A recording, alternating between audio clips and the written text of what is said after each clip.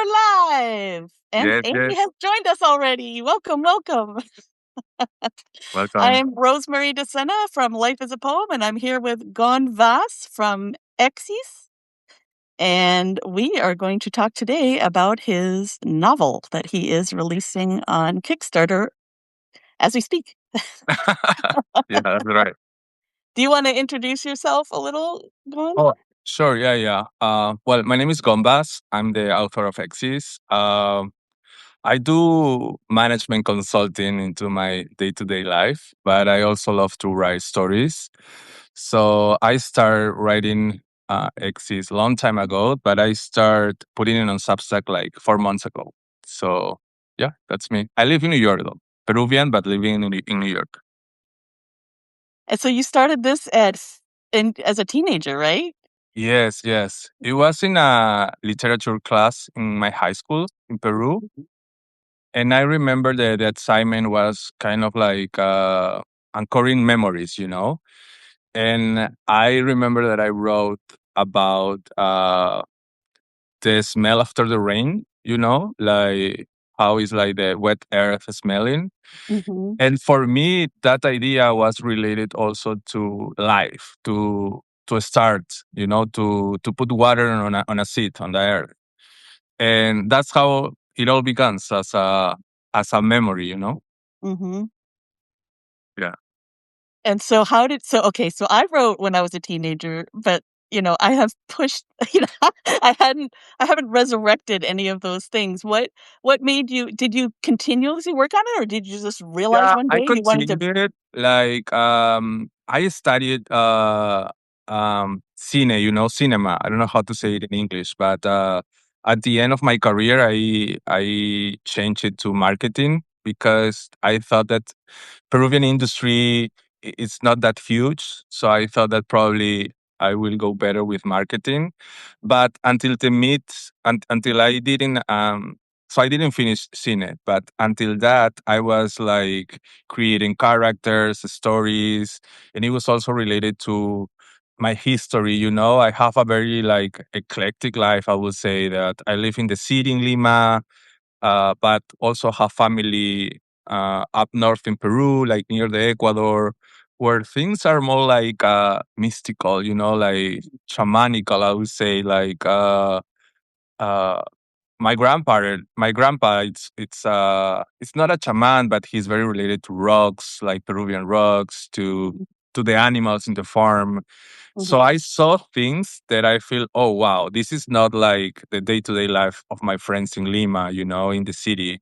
So the story that I create is kind of like that, like stories over there in the farm in Lima, but also all over the world. It's like scenarios that shape me in some way. Like some stories are the scenario is Australia, some of them are in Paris, some of them New York, you know. Um, and it's kind of how it happened in my life. I have the privilege to be in different places all over my life, and what I try to represent is those memories in this story. mhm. Mhm. So what I've read of it so far, like you talk about the land, and I've already just that theme is very strong. The smell of the land, the feel of the land, and then I'm already picking up on these international, the difference between the country and the city in Peru, and then one of the characters so far has arrived from New York. Yeah, yeah, yeah. So Did you change? So it started kind of as like a short story, and then you've expanded it later. yes, I think since the beginning I knew how the story it was going to end. So since I was 15, I knew it. But I was creating like in in all these moments, you know, I was creating more drama, I would say, like more stories behind it. However, I think that there is one purpose in the book. It's and it's related to empathy, to humanity, to let us think about love, about about why we exist. Actually, the name is eXis is because existing, So Oh, it's nice. I didn't even think about that. yeah, it's kind of like reflect. It's kind of what I think that purpose was kind of reflecting in what are we doing here, but in the present. So at the beginning, I was a bit scared, and well, now I'm still that the book is slow, right? Like Yeah. if you read the first chapters, like nothing really happens, but actually you can feel that something behind it it's happening that exceeds the characters. But it's more like okay, in the first chapter, one animal, like pick a finger of this kid, or there is nothing substantial that is happening, but it's the day to day that Yeah. happens in But the story that becomes epic. it's like the scene, you're getting a feel for the characters. You're kind of it is like very um yeah, I guess Sensorial. I would say it like that. It's like very evocative from the scenery and character perspective. So you know that you're gonna be slowly getting into their lives and seeing things diverge as you go along. I mean, I'm only like 3 chapters in, so I have to give that caveat, but I'm already feeling that sense of momentum Yeah. and Mhm. that the slow, ability to kind of, like, see each character for who they are and how they're growing. Yes. Would you call it would you call it a coming of age story or I will say so. Yeah, I will say so. For me, it's very difficult to put in a category, but I think probably it's like magical realism, coming of age, Yeah. Yeah, I think so. Yeah. Mhm. And so, you wrote it in Spanish, obviously your native tongue, Yeah. and then but I see on your so and you're releasing it in English and Spanish to Exactly. start Yeah. with, but on Substack, you have Portuguese and also French. Yes, that's right. Yeah, yeah, yeah. I speak a little bit of Portuguese and French because of my work. As I said before, I do consulting for international companies, mostly in Latin America, but most of the companies were from Europe, or Brazil. I had a lot of companies from Brazil as well. So yeah, I speak a bit of those languages as well. So for me was yeah, I my English is not that good. My French is not that good either, or my Portuguese. So I write in Spanish, and then I myself translated to see what kind of like um to try to maintain my intention in the whole story. Mhm, Um so my writers are mainly US based and Latin America based. So I decided to start my Kickstarter in English and in Spanish. mhm. However, in the future, yeah, I would love to do it in Portuguese and French. I also have two editors that I really need to talk about them because Yeah, right, I was gonna ask you. So you wrote in Spanish, you translated yourself to English, but then you got an English editor you got a Spanish editor and an English editor. yes. How did that come about? You can tell me. Wow. For first of all, the English person, Nina, which is also an editor in the New York Times, which is huge for me, she wrote me and she said like, "Hey, I love your story. I think you can improve on this and this and that, and make like an editorial letter about the turkey. The first episode of eXis." And I She was like, found you in Substack, or how did she find you? "Yeah, yeah." In no, for through a friend. Oh, okay, okay. Yeah, and she said that, and and I read this whole editorial letter and say you can use this. For example, at the beginning, for me in Spanish, farm is parcela in Peru, Mhm, but and I translated as parcel, for example. And she said, "Oh no, parcel is not a common word in the U.S. You yeah, better use land or farm, And mhm, but not only that, like a lot of things that yeah, elevate my story to a different level. So mhm, I was, yeah, I need this, like yeah. I discovered that. And I was, of course, yeah, please help me to please be my editor, And then we become friends and she's the editor of she's going to be the editor of the whole book and the first volume, of course.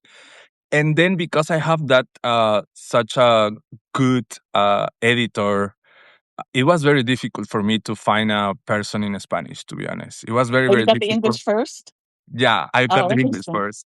Uh-huh. So I went to universities. I went to I to like websites like Red Sea, like Upwork, also on Substack, and they send me things, but nothing like Nina, to be honest. Nothing like that as good as that. Until I talked with Veronica, the Plug for Veronica Loca Veronica Smith, from the Lemon Tree. the Lemon Tree It's here on Substack, who is she's so there are a lot of these creators on Substack that help people with their projects. Yeah, And Veronica's focus is she writes books, she does public speaking. yeah. She has so she was able to recommend this person to you? Yeah, she was always super cool with me, trying to promote my book and everything. And she said, "Oh, I probably got some people that can help you. How much are you going to pay?" I remember she asked me, and I was okay. It's not a huge amount, but I think it will work. And then she presented me three persons, and one of them was Alba Cobo Galloso, which is amazing. I think that she's also like the same level as Nina. Like, Mhm, help me. She helps me a lot with the intention, in some mhm. parts. So I think that. So I'm not well. Right now I'm a writer, but I'm not like a usual writer. I was doing management consulting or stuff, but I knew that the story was a huge idea for some people, so I decided to do it with Alba and Nina. And yeah, I think the final version, so the version that you can get on Kickstarter, it's with their help. So, okay, so you have a Kickstarter going. So you're talking about volume 1, volume 2.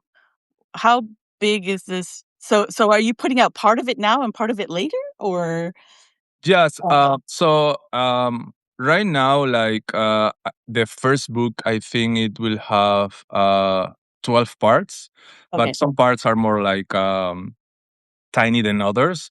So volume one is 120 pages of part one and part two. That is mainly focused on I will say it's like a movie. It's Mhm, it's focused on the life of this character that has some connections with the world that and it slowly unfolds a mystery, that mhm, involves like the whole world. okay, So part one and part two is kind of like the opening scene of the story. okay. um and yeah, that's it.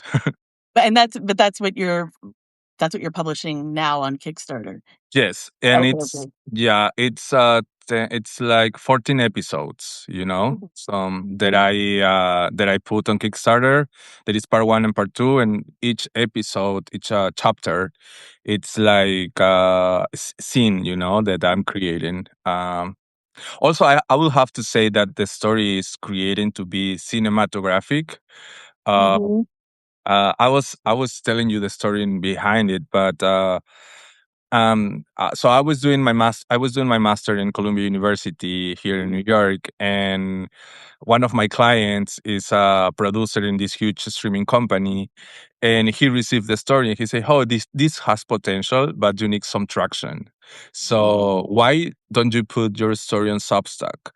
And I didn't know what Substack was it at that time. So for me, it was kind of new. And he was like, "Show me the traction of your story, and let's try to work on that because I think it has a huge potential." So that's why I end up putting first the turkey in the first episode mhm. on Substack, and the turkey won an award in the I don't know, Substack Spanish. Fest. Yeah, Spanish in Spanish. Substack. Yeah, Spanish Substack. It won the first prize, so I got surprised. So I start putting all my stories there, and yeah, I was recently finalist also in the national in the national award in Mexico for stories. Oh, wow, that's Yeah, I didn't won, but I was a finalist at least. So yeah, so I think that the story got some traction, and mhm. uh, my purpose was to get some traction to try to put it into a movie or series or something like that. You know, Yeah, that's, Substack for the win, right? Growing that's your definitely audience, showing people who who have money that you can pull in the numbers. yeah, Now, but so we also talked about, or Veronica talked about in her, she featured you the other day. It's this isn't huge numbers. We're not talking thousands of people. We're talking several hundred people, yeah. but very committed to what you're reading. And It's, I think that is what's the magic here is, you got the attention of these high level people yeah. with only a few hundred people. Exactly. Yeah, yeah, yeah. I was going to say that. Yeah, my readers. So I started publishing in Substack on October, so it's Mhm. 4 months already, Okay. and I only have 300 subscribers, but super committed ones. I mean, most of them they writing me every day, just sending me message about like, this is happening, what's going on, and like day to day, I'm responding like messages to these people. Mhm. And also, for me, was at the beginning kind of weird because most of my readers also read my story in English, but the English readers didn't send me that message as my Spanish readers. Oh, interesting. Ah, however, I start then. I mean, for me, was obviously everything's super new, but I start receiving money from people on Substack. Like I was like, oh my god, like people is paying to read my stories. So that was another like discovery for me. Like, oh, So, maybe did you open up the payments without putting anything behind the paywall? no, no. I put like the first like the last chapters at the beginning. Okay. I put it on a paywall, so they Okay, pay. okay. So you put Yeah. some previous chapters behind. Yeah, and Okay, okay. then like four persons in one day, persons that I don't know, pay the total year. Yeah. And that's how I end up getting the position 96 in Racing Literature in Substack. So I was like, screaming. Uh, but You get so for those who are not writers in the Substack, there is this thing called the leaderboard, mhm, and when you sell things like subscriptions, you get on the list, and then they plaster your name everywhere. yeah, It's exciting. If you're on the board, it means you're making money, and that's also good. yeah. I was, oh my God, Yeah. like four persons in a day pay me the whole year, and then I have other people that is paying me as well. So I was like, wow, this is working. So I have to say to everyone that is starting like with a small subscribers, you can do a lot actually. Yeah. Mhm. That is happening to me. I'm not Yeah. having I think I have like already 305 or something like that. So it's not Mhm. it's not huge. Yeah, but you got 2 editors and a potential movie deal Hopefully. I don't someday? know that yet, but I'm working for that. Like Yeah, yeah, that would be so I mean, I was if you're new, I was saying earlier, I haven't read the whole book. I've started reading it in English and Spanish. Gon also is doing it in Portuguese and French, but he's not releasing those versions yet, uh, via the Kickstarter in paper form. Um, but I see the cinematic already in the first scene. I can see the cinema in it. yeah. So I think you've set the scene very well, and, yeah, so it's very exciting. Yeah. Uh, For me, like the writing is well, I study, like how to create movies and how to do that. So for oh, right, you me, have the cinema background. You studied I have cinema yeah, so I have the cinema background, but I also when I think in the scene, it's not only my memory because obviously the book is all about my memories and kind of my life, but it's also about all the arts that shape me the way that I see the world. So, Mhm. for example, I love Jane Campion. The piano was my favorite movie from it's my favorite Oh, movie from all times.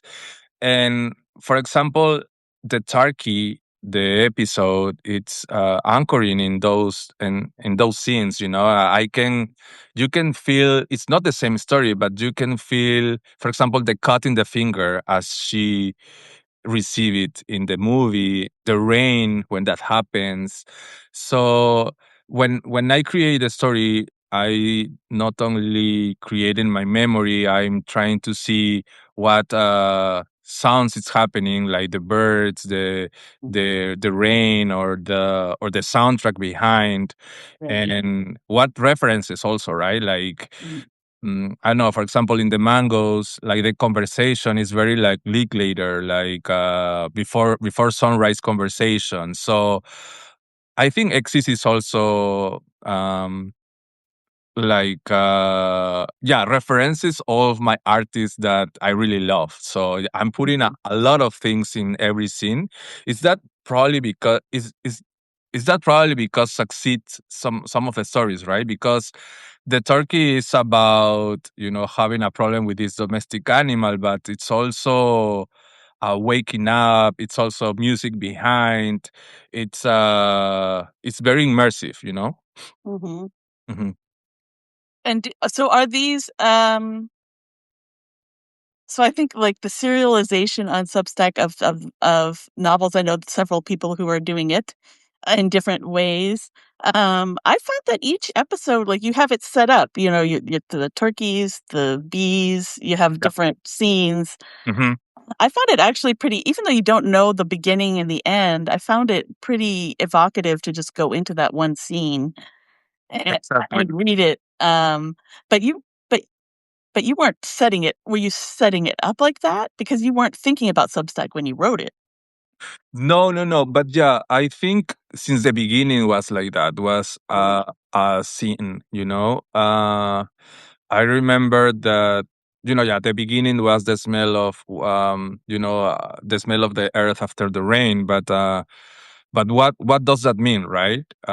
So I want to close a scene into something meaningful. So everything is creating to be a scene in like cinema, but it's also trying to evoke something in you. Mhm, Um, for me, like for example, crying, the cut in the finger, the rain, it's uh it's it's like living. It's the first uh sea of life. This kid, it's his first memory. It's everything in peace. He's with another friend, playing around, and then a turkey cut his finger.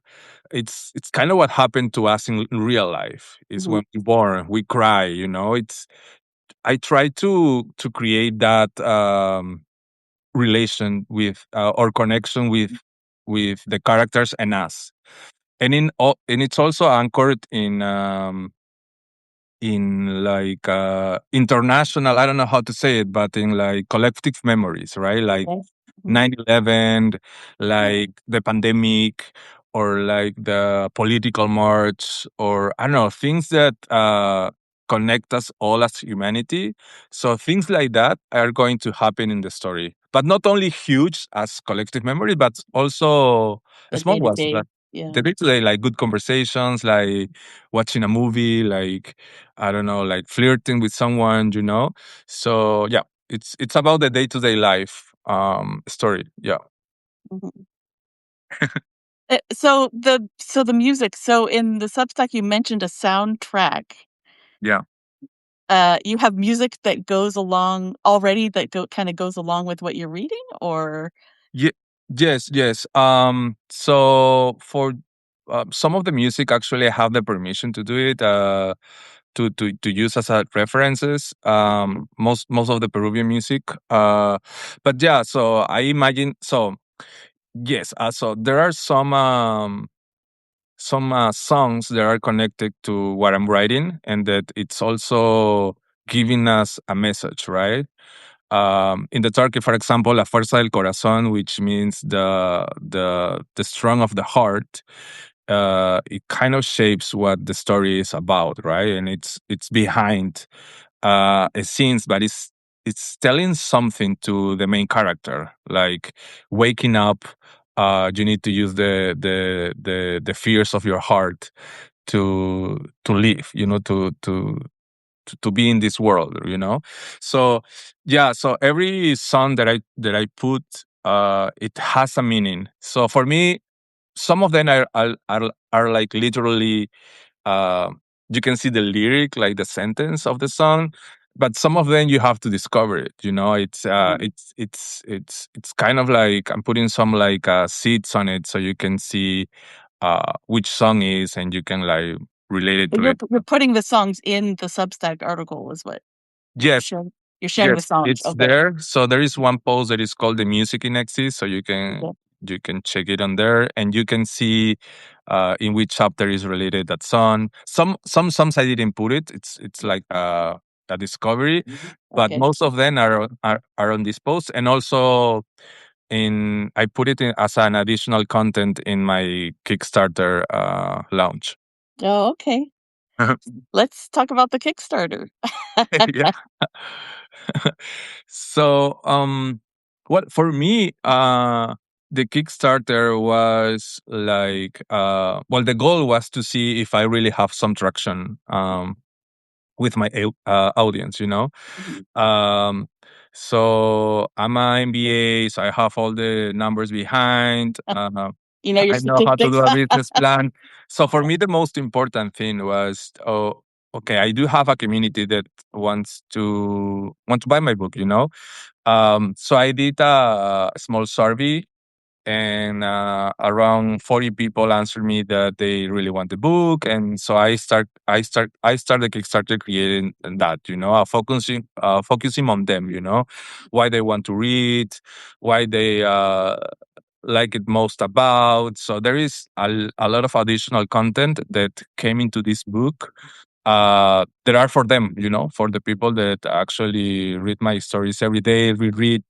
I have persons that have read the first version, the edited version, the super edited version with editors, and they send me messages saying, "Oh, this is even better. Oh my God, I feel that it's now all makes better sense."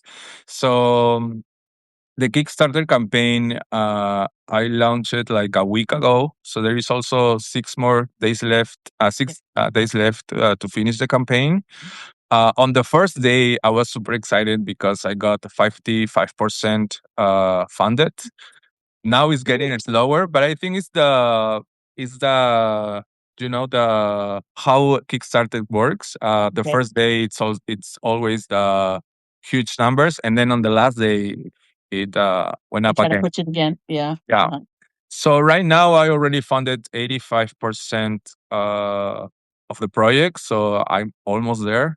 Um, so yeah, and I also did like a strategy that I post co-author with Veronica Lorca Smith. It's a very good post. I put everything there, how I did it, all the codes, the delivery that is kind of a mess if you are not in the US. It's a bit difficult. Like for Okay. example, if I want to send a book from Peru to Australia, it's almost like the cheapest way, it's $150. So it's a lot. It's insane. Brazil's the same way. I had trying to buy a book from somebody in Brazil, and I'm like, Yeah, it's crazy. So yeah. if you're not in the US, you have to Uh, some like ports, like for example in my case is Miami, New York, Lima, Madrid. But okay. because I have the connections that can like I can send some books over there and send it from there. So are you creating them in those places, or are you sending them to those places first and then Yeah, I creating send them? in them. I have some friends that for example, in New York, like my closest friends are from Spain, so and they are traveling a lot there. Or in my case, my family is traveling a lot to Peru, so I have that option. Oh, okay. But otherwise, it will be very very difficult to send those books to, for example, Australia or Africa. Um, so, but in the US, it's a bit more. it's not the best, but if you send it everything from here, it works as well. But if you're printing somewhere else, it could be a mess. No, the other Okay. thing is that the mm, you forget about packaging, about how to send the book, and that's a real cost. Also, the Stripe, not only a Stripe, but the It, Kickstarter. oh, You know, like um, the it fees that they take. yeah, Yeah. it's So about yes, I 30% will. maybe. When we post this video, I will link to Veronica Lorcas Smith's article because Gon went very carefully through all the little pieces you need to do, like this, to think about. Don't forget Yeah. to you're gonna have to pay the you wanna earn a little bit of money by the time you pay all the fees to everybody else for packaging and paying you. Yeah, I know. But I think it's super valuable to do it because it will show you, even if you didn't reach the goal, it will teach you a lot. It will teach you how your community uh, works, and it also will give you the opportunity if you get to the goal to really show some traction. You know, you can say to your agent, or in my case, for example, it was made basically pointing on that, you know. And I didn't use any other uh like marketplace like Amazon and other, because I thought that your work can spread, you know, like on Kickstarter I can focus in on my people and I can do it by them for me in my way, you know. Like every book is going to be with um unique, you know, dedicatoria for them, you know. It it's more like connected, I guess.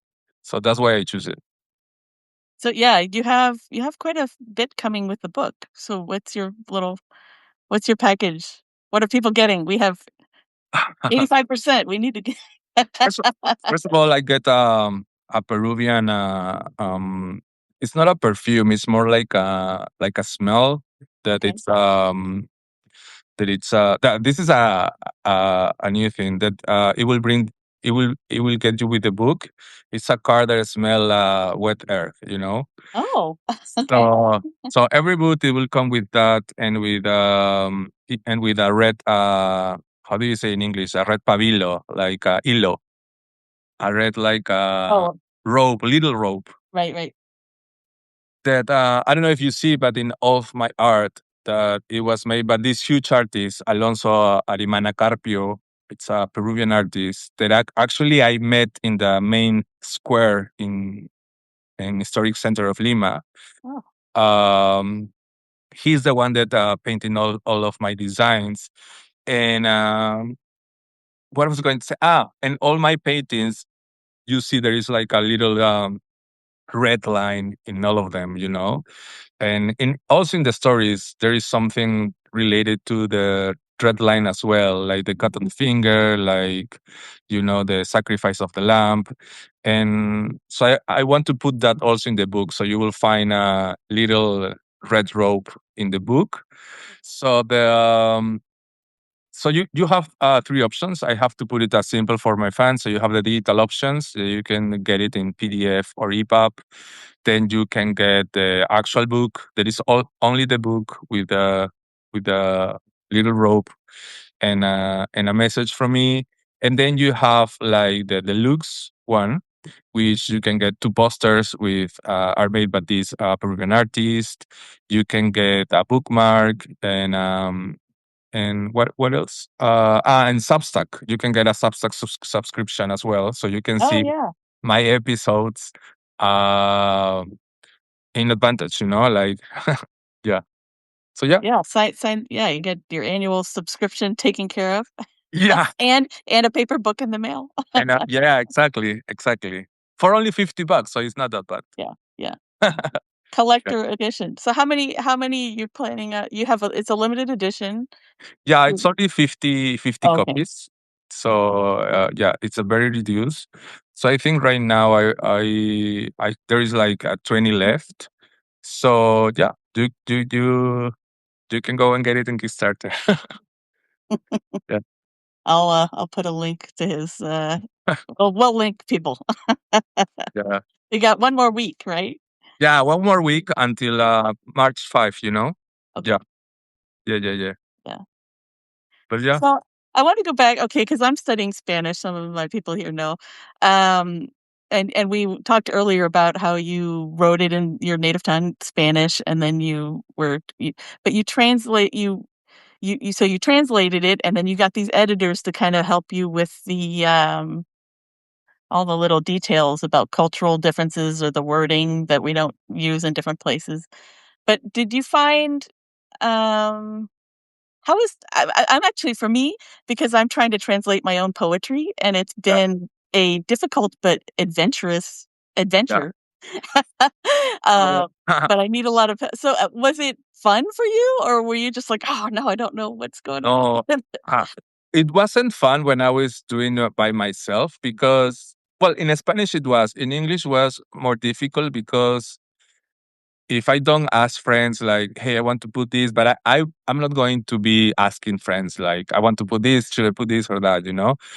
But so for me, it was very, very, very cool to do it because I think both of them, Nina and Alba, they were worried more about the intention that I have Mhm. on each paragraph. So it's pretty cool because well, it's different how I work in every language, but in Spanish, for example, what I do is that um Alba puts a lot comments, you know, a lot of comments about different things, and in some things, in some parts, I agree with her. In some parts, I say no, I put this because that is happening, or that is Okay. going on, la la la la la, and then we read it together. So it's pretty cool because we read it together, and we even like we kind of like we need to get a good sound it at the end of the paragraph and everything. And when it's done, we let it like rest for a couple of weeks. Then we return. Then 1 week again, and then the final one, right? Okay.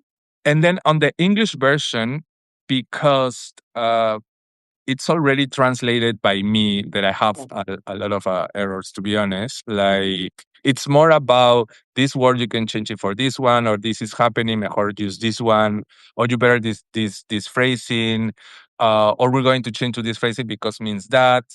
And then it's different because Nina reads it. I don't. So it's a different way of Oh, doing okay. it, you You're know? not going over it as Yeah. So it's like I change like characters, I think, you know, uh-huh. because in Spanish I read it and Alba is listening. In English it's a different way, right? Yeah, because So there's 2 levels, right? There's, like, the literal translation, "Did I get the word right?" yeah, And then there's all the so for me, I'm realizing how many idioms and, like, just American things that I think I'm being unique, but when I write it out, I'm like, "Well, that's okay, that's not culture how do I do that in Spanish?" You know?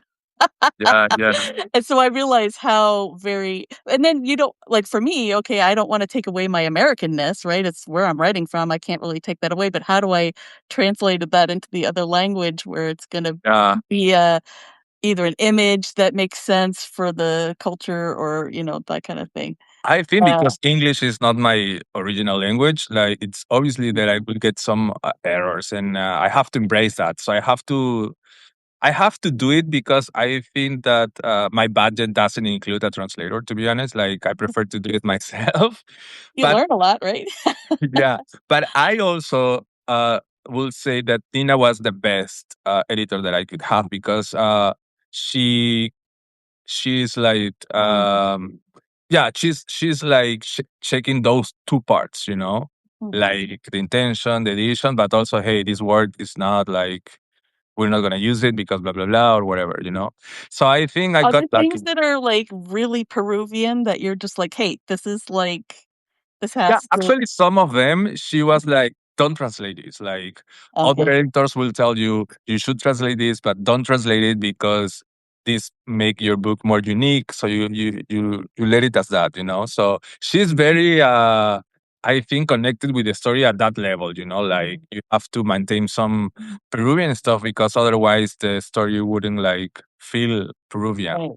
or Right. the scenes that are in Peru, you know? Yeah, yeah. Yeah. But I see, okay, because there's places in where you just quote in like the person is speaking in Spanish and you just keep the quotes. Yes, Yeah, yes. yeah. Yeah. For Yeah. example, things like Peruvian, like emolienteros, are a word that we use that it's people that sell like Peruvian tea on the Mm, streets, you know? Yeah, you keep it like that. Or like naked body in Peru, it's calato, which is not even Spanish, it's like Quechua, like Inca language. Quechua. Hmm. So yeah, we use calato a lot. Like when you refer a naked body, so I use calato a lot. Like like are my words, you know. Hmm. So yeah, some of them are still like in that way, but some others, yeah, I change it. Like for example, parcel. I told you before. Yeah, it's not parcel, right? It's land or farm. Uh, Yeah, doesn't quite hit the same in English. yeah, Yeah.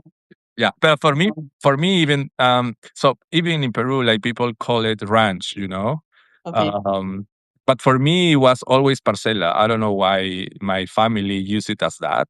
Mm. Even it's not parcela. It's not a tiny land. It's huge actually, but we call it parcela. I don't know if like to not be so like pretentious about it, but we call it parcela, you know. But yeah. Was it hard to so because you use the different you use kind of like your settings from where you grew up, you know. Mhm. And did you feel like I mean, are you in your grandfather's, farm when you wrote the novel, or are you trying to make it different? These kinds of things different Oh yeah. to differentiate, or Yeah. Yeah, some of the memories are kind of like intact, to be honest. Some of them obviously are made to be more cinematic or to connect it to the story. But yeah, when I traveled to Peru, I actually, yeah, for example, in part three, there is not released yet. Some parts are in Cusco, right? And to do the edition, actually, I went to Peru and I went to Cusco back again to kind of like be more associated with the story and to feel the energy in a way, right? Sometimes I feel that some silence, I will be completely honest, like the silence of some characters have like how can I say this? They have like an own expression. Like even for me, that I know that I'm writing them, I know that I'm creating these characters, but some of them surprised me in a way that I was like, "Oh, wow, Andreas did that," or oh, wow, okay, Gael, oh yeah. my god. When the And characters start walking off and yeah, and coming I around think camp, that yeah. they are right now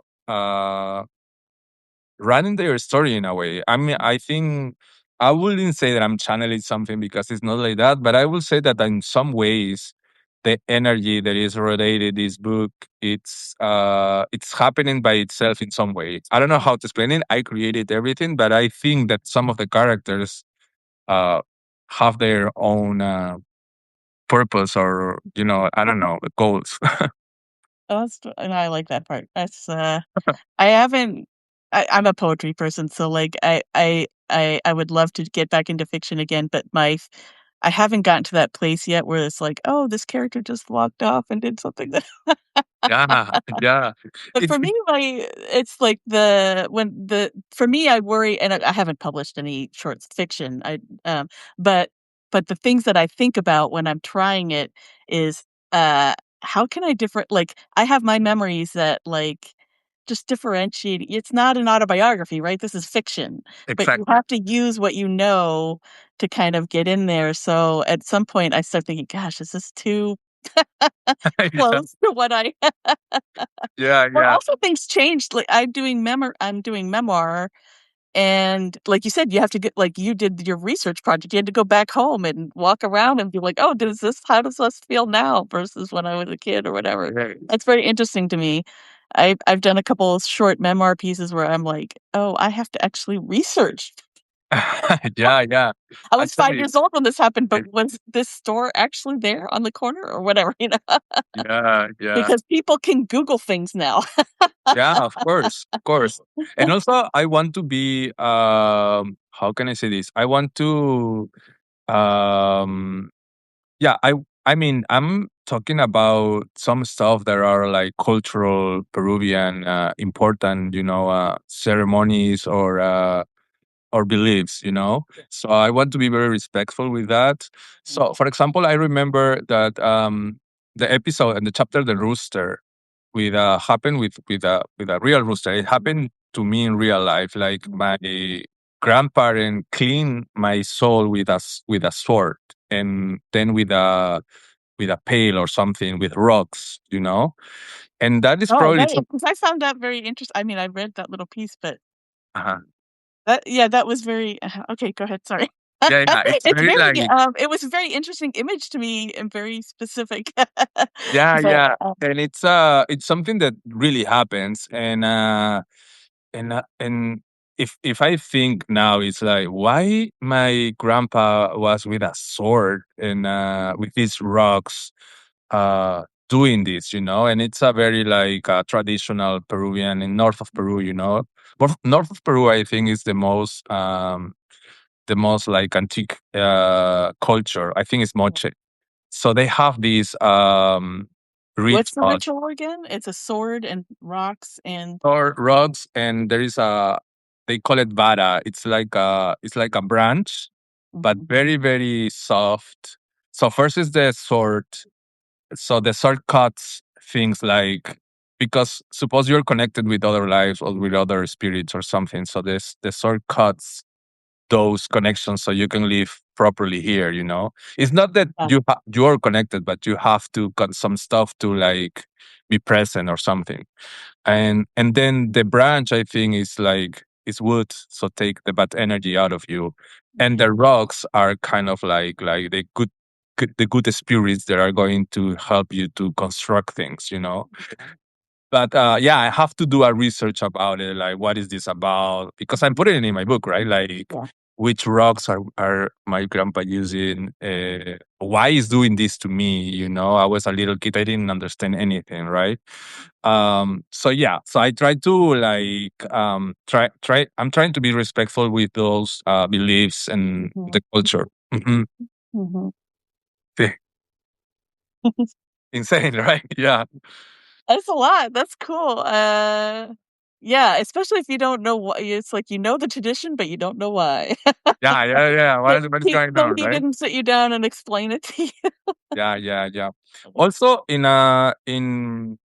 in so we have lands over there in Peru. So they have like long time ago. I remember they have these ceremonies where they go to go to the earth and try to find things, and the earth will provide you with things. And people came out with plates, with dishes, with stuff that I don't know if they did, you know, probably other people that used to live did put like buried in the soil. Mhm, But there is something common there, like common there that people do that. So I don't know, things like that are put it on the book as well. So it's a book that also tried to like try to try to make you wondering if those beliefs works or not, you know, like the spiritual things, you know. mhm, It's also things that happening to me, like this is this real? Why I'm receiving a sword right now? This is so weird. Oh, but for example, when that this is a true story. When that happened about the rooster thing, um, my grandpa said, when this rooster is going to sing, you're going to be free. And the rooster starts singing at that moment, and it's going to sing again because la la la, and the rooster sing again. And that connection that my grandpa has with the nature, it's insane, you know. Like that is something that is real to me because I live that. So it's crazy. And that's that kind of like connection. I'm trying to put it in on the book, you mhm. know?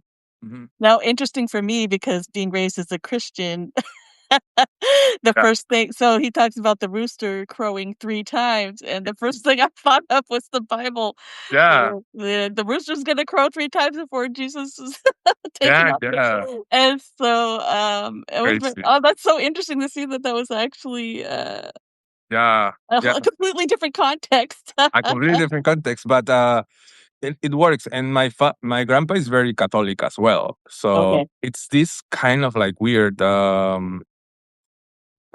mix, like it used to be Quechua people over there and then Spaniard people. So you have Catholicism and you have Pachamama, like Mother Earth at the same Mhm. time, connection with the nature in a person. For example, my grandpa, and it's very interesting how you can see it in Machu Picchu, you can see it in Cusco. Like the houses are half built with the stones, half built as Spaniard houses because when they Mhm. came, they just built On top. on top. So I think like Peruvians are a mix that the Pachamama is very present, but also the Christianism as well. So Mhm. um, when my grandpa did this cleaning to me or something like that, it was thinking. I remember in Jesus, in God, but also in the nature and the Pachamama. So it was both. I don't know, At the same time. experience energy at the same time, Mhm. um, trying to clean my soul for some way. But yeah, I just love the cultural. I just find it interesting. All these ways that the different layers come yeah, it's through. crazy. It's crazy. It's crazy, and Yeah. it's crazy because I think and you can see that in the story that the grandpa has a very unique um I don't know experience, but I think that my grandpa has some mystical weird stuff in him. Like he is not a normal guy. He he sometimes he once called me and say, "Hey, I dream with you having a bird, a dead bird in your hands, something like that, right? Weird." And he said, like, "Are you going to buy a car? Don't buy it now." And I was going to buy a car, and I was like, "Okay, I'm not going to do it." So things like that. And my grandpa is very like mystic, Yeah. he says sometimes they can like see if he can see the future or things like he meditates a lot with God every morning, like since 4 a.m. to 6 a.m. So he's very well connected with his spirit and Mhm. with the farm. He lives alone in the farm that we Oh have. yeah. And it's a huge farm and he lives alone in a house in the middle. So he's very well connected with nature. Mhm. Mhm. And so you based your character, grandpa Yeah. character after. Uh-huh. Yeah, yeah, yeah, yeah. Uh-huh. Yeah, yeah. And I want to put all the characters with their shades, right? Like in the chapter 1, my grandpa was beating a kid. And I was putting like that because it happened like that in my life. Like some American readers like say to me, "Hey, I cannot read that because I like was abused when I was child. Sorry, but Oh, I read your story," or things like that yeah, yeah. are very intense. But I want to put it like that because my grandpa Yeah. didn't beat me, but I saw him beat other kids when Uh-huh. he was younger. So I want to put every character like with some essence.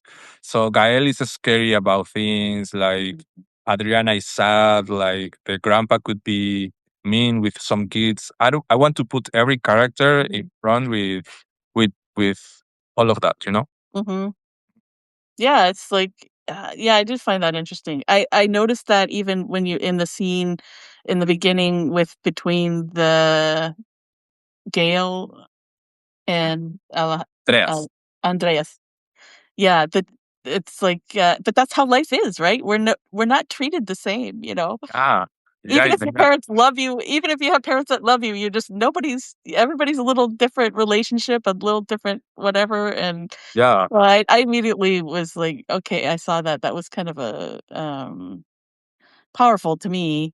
It's like, yeah, okay, we can already see that there's, like, a difference in the relationships, you yeah. know? Uh-huh. Yeah, and I see that Yeah. in my life, like a lot actually, because yeah, because my grandpa lives there, so he uh work with some farmers there, so their kids sometimes live in the farm because their parents are working them. So I was playing with those kids, and I felt and I see, that how their parents treated them, or how my even my own grandpa treated them, those kids. So it was intense. So I want to portray it as I live it, you know?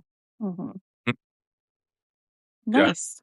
yeah, yeah, All right. So this is so we got it's called eXis. yeah. It's a novel Yeah. based on some true life experiences between Lima and the countryside. And yeah, at the beginning, yes, but then you will find out Okay, it stories veers off. Yeah. in New Okay. York, in other Uh, parts of the world. yeah. But yeah, yeah, it's a novel that it tries to represent the day to day, but in an epic way, I guess. Yeah. I And invite everyone to get the book. I think it's a nice book to read it like probably in silence or while you're in the beach or in the nature. Um, I will say that it's a slow book. mhm. It will need your attention, I guess, but I think that you will enjoy it. Yeah, I think if you see it as the cinematic we talked about earlier, Mhm. the scene is a character. The scene is a character. Yeah, yeah, yeah. You It's can very feel, clever. yeah, the soundtrack, the silence of the characters. I used a lot of the silence there. So yeah, very cinematic, very immersive. When I describe it, I said that it's immersive, story. So yeah. All right. I don't know if we have any questions. We've been talking so carefully. Um, Everybody's just listening to us. So we have one more week for the Kickstarter. It ends on what, the 5th? the fifth, yeah. Okay. So you So have yeah, time. There's different levels. You can get at your, different levels, you can get a digital copy for only $5. You can get the book for 25, and the or you deluxe can get a package subscription, annual subscription with the book. And subscription with the book. Yeah. yeah, So yeah, you can get it there. We're almost there. I need only 50% more. So yep, we're getting there. yeah. So Thank you so well, much, Rosemary, for this it's been so nice opportunity. talking. I don't see any questions, but Yeah, so English and Spanish to start, Portuguese and French in the future, in the future, and and hopefully more, right? but actually in the you can read it now in Portuguese and French in the Substack, right? Yes, But you it's can just read it less now. edited. It's a less However, edited it's version. my first version, so Okay, it's not edited. It's good, I okay, think, but the edited versions are the English and the Spanish one. mm. Thank you, Fabio, from Brazil. I love Brazil. Muito obrigado. It's yes, we have some people. All right, it's been great talking to you and learning more about your process and the book. And I will send out. We'll both send out the this talk, and we'll have links to the Kickstarter, Goss's explanation of how to do a Kickstarter if you want to do that, if you're a writer and thinking about ways to market yourself. And thank you guys for joining. It's been wonderful. Thank you, guys. Bye, everyone. Thank Thank you so much, Rosemary. Have a good one. you.